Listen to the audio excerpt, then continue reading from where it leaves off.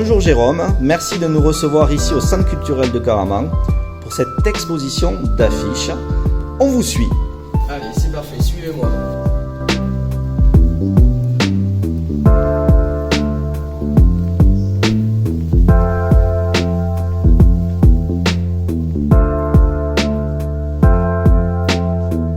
Alors Jérôme, est-ce que vous pouvez nous dire quelle est votre plus vieille affiche ici en ces lieux? Alors venez, je vais vous la montrer, suivez-moi.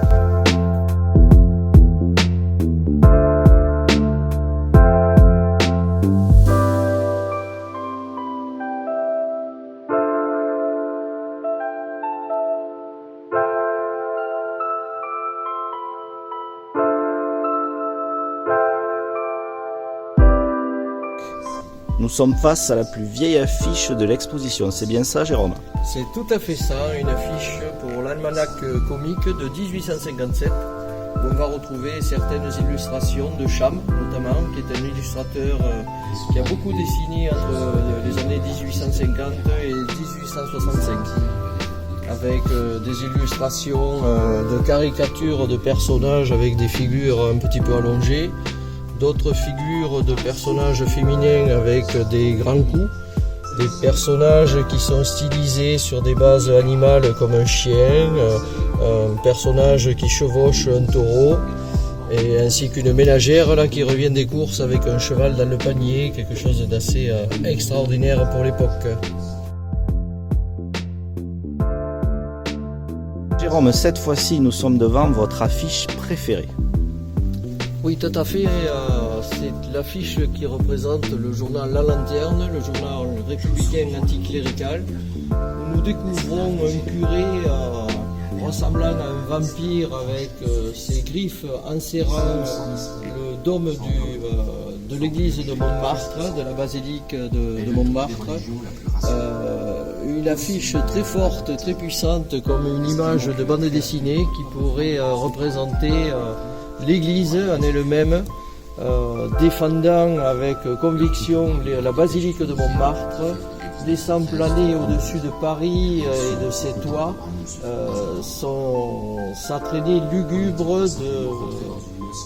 de puissance fédératrice de la religion catholique en cette début 19e, et reprenant un titre d'Émile Zola, l'anticlérical, voilà l'ennemi, il faut absolument le combattre, et c'est à partir de cette affiche qu'il y a eu le discours sur la séparation de l'Église de l'État de 1905. D'accord, donc c'est ce que j'ai bien cru comprendre. Donc c'est vrai que c'est une très très belle affiche. On dirait une affiche de cinéma. C'est une affiche très rare de Jeanne Auger.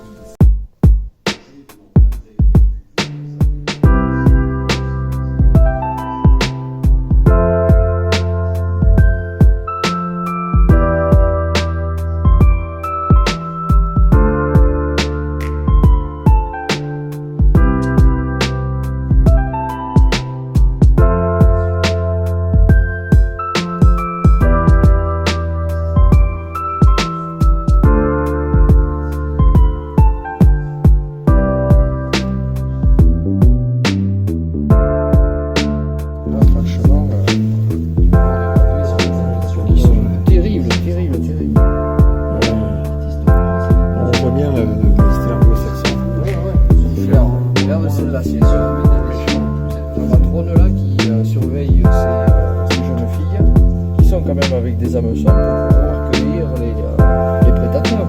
C'est extraordinaire une gravure comme ça. 1889. C'est les premiers loisirs de plage. Oui, tout à fait. Ouais.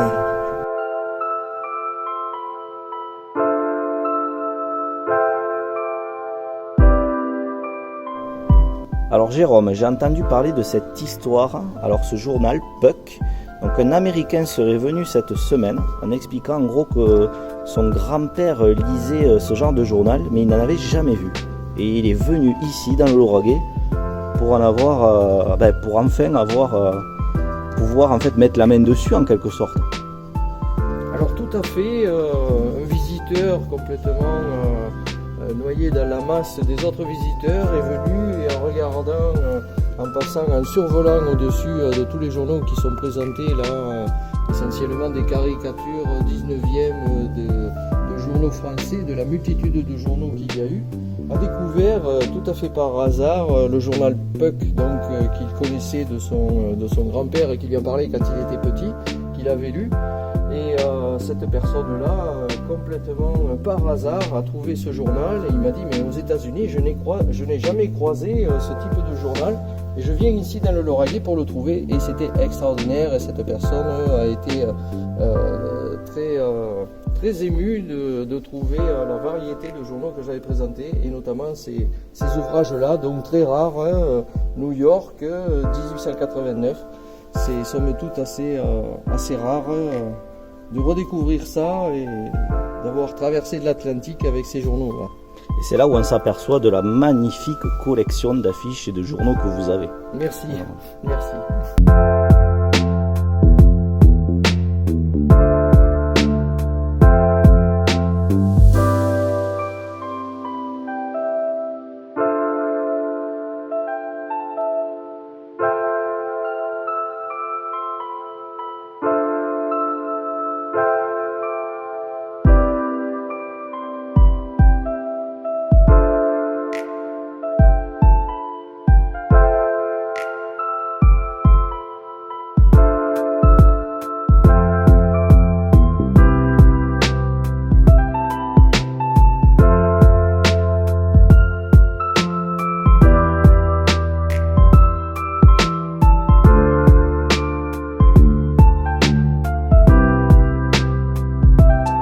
Pouvez-vous nous dire un peu plus sur ce qui va se passer dans l'avenir en termes de projet, en termes d'évolution au sein de votre exposition d'affiches ou autre peut-être?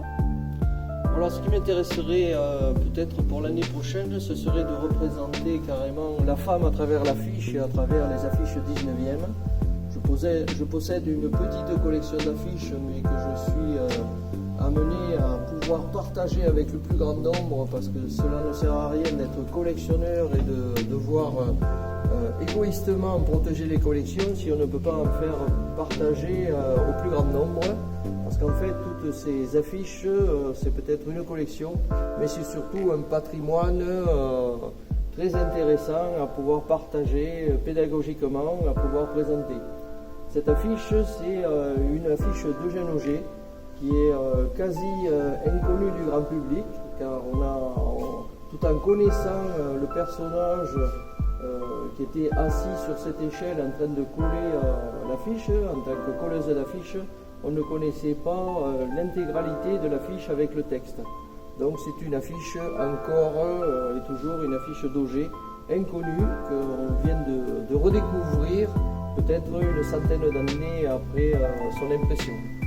Et donc ce qu'il faut dire, c'est que pour découvrir cette affiche, il faut venir ici à Caraman à votre exposition. Tout à fait, l'année prochaine, très certainement, elle sera représentée avec d'autres affiches pour vraiment vanter le pouvoir attractif de la femme à travers les affiches, avec des affiches qui sont inédites, puisqu'il y en a certains qui ont été publiés avant la censure, où on voit vraiment les sous-vêtements féminins, et d'autres affiches après la censure, où on cache tous les attributs féminins. Donc il y a vraiment une découverte à effectuer à Caraman. Dès l'année prochaine, j'espère pouvoir obtenir encore cette salle pour pouvoir présenter des collections et des trésors inédits de l'affiche 19e française à Caraman pendant une semaine. Voilà. Surtout que je suis en train de me dire que d'ici l'année prochaine, on n'est pas à l'abri de d'autres merveilles, d'autres pépites en termes d'affiches. Oui, tout à fait. Connaissant. Je cherche tout azimut sur la planète Internet. J'essaye de découvrir des affiches un petit peu partout. J'arrive parfois à trouver de très beaux trésors, de très belles découvertes. Parfois elles sont accessibles, parfois elles ne sont pas accessibles. Mais je fais des efforts et avec d'autres collectionneurs que je connais autour de moi, nous arriverons très certainement à vous présenter de merveilleuses choses. Donc maintenant, moi je vais vous faire part de mon avis, de mon ressenti. Et j'ai eu la chance en plus d'être ici avec vous et d'avoir donc, pour moi vous êtes un magnifique conteur. Voilà. vous m'avez fait voyager. Ouais. Voilà, ni plus ni moins. Chaque affiche a une histoire. Tout à fait. Et, je pourrais, je crois, rester ici tout le week-end à écouter l'histoire de chaque affiche, en sachant qu'en plus il y a votre histoire à vous derrière. Comment vous avez pu acquérir cette affiche qui vient se rajouter à l'histoire. Donc c'est vraiment génialissime. Et je ne saurais que conseiller à tout le monde de venir ici et d'avoir la chance aussi de venir aux heures où Jérôme propose la visite guidée, parce que c'est à faire absolument, tout simplement. Alors, merci beaucoup. Moi je retiens, alors vous me dites que votre affiche préférée c'est la lanterne, voilà. Tout à fait. Et bien, pour moi c'est mon affiche préférée aussi, parce que je trouve que voilà, on dirait une affiche de cinéma, et surtout elle a une histoire forte. On coupe l'église avec l'État. Ça marque une cassure. Voilà, une marche importante dans l'histoire de France, mais en plus l'image est forte, elle est poignante. Et ensuite, juste en bas aussi, pareil, cette affiche, donc il fait aussi office d'affichage pour la présentation de votre événement ici à Caraman. Et donc ça, c'est la première affiche, vous m'avez dit. Politique, la première affiche politique française vraiment qui a marqué le tournant du siècle déjà, avec son graphisme tout à fait particulier, révolutionnaire et en même temps très futuriste, puisque même les illustrateurs, les derniers illustrateurs de Charlie Hebdo s'en sont inspirés dans leur journal caricaturaux tout au long de leur longue carrière. C'est vraiment une affiche emblématique artistique française qu'on va retrouver encore pendant très très longtemps dans les journaux satiriques et caricaturaux.